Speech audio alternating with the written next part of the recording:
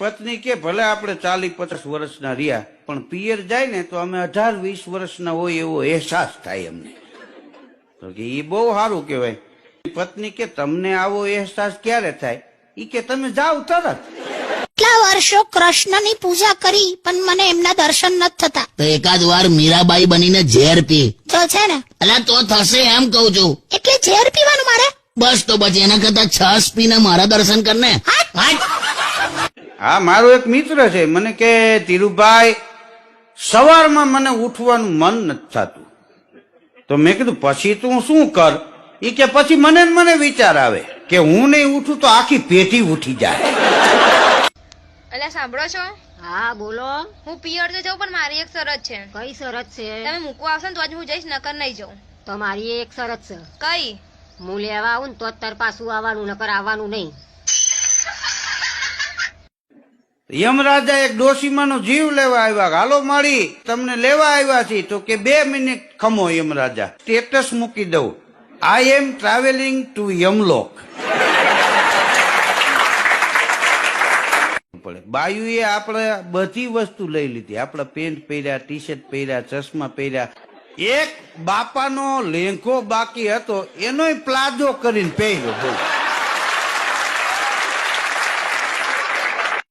હામેનાથી વાળું હોય પેલા એને ઊંધો ઠબકારવો પડે, પછી ડમરીયું ચડાવે. ઘણા આમાં એવા છે ઘેરે ઊંધા ઠબકારે ત્યારે ધંધા ઉપર જાય. બહુ ઉધરસ આવતી હતી, એની ઘરવાળીને દવાખાને લઈ ગયો. તો ડોક્ટર કે બોલો ભાઈ. તો કે આમને ઉધરસ બહુ આવે છે.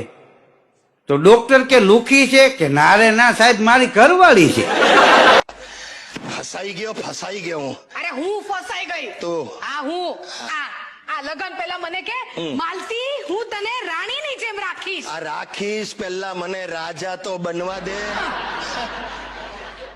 છોકરીઓને લગન વગર માસી કહેવાતી હોય તો છોકરાઓને માસા કેમ નહીં? જનતા જવાબ માંગે. ગજબનો શબ્દ છે સોરી. સોરી બોલો ને તો ગમે એવો ઝઘડો હોય પૂરો થઈ જાય. પણ ઈ જ સોરી ડોક્ટર બોલે ને તો માણસ પૂરો થઈ જાય. અમુક બાયુના લગ્ન ન થાય ને ત્યાં સુધી તમે ગમે તે પૂછો ને તમારી ઉંમર કેટલીક? 20 વર્ષ. હા, એના લગ્ન ન થાય ત્યાં સુધી 20 વર્ષના જ રહી. લગ્ન થઈ ગયા પછી 30 વર્ષના રહી. મરી જાય ત્યાં કેટલી ઉંમર કે હજી 30 વર્ષ. આ કોર્ટમાં એક ભાઈને જજ સાહેબે 50 વર્ષની સજા આપી. તમને 50 વર્ષની સજા. ઓલો કે સાહેબ એટલું તો હું જીવી છે નહીં. તો કે ખેંચાય એટલું ખેંચી લઈ જાય. કે તમારે છૂટાછેડા લેવાનું કારણ શું?